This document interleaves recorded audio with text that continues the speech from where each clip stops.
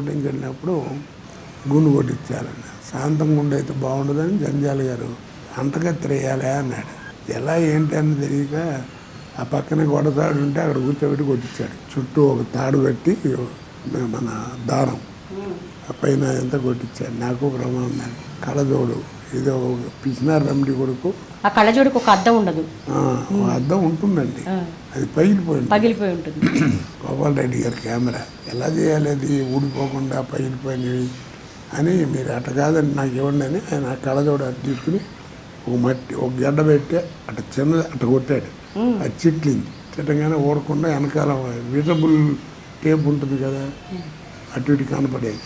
ఆ టేప్ వేశారు. తర్వాత గొడ్డలు ఏంటయా ఉతికి పెట్టారు.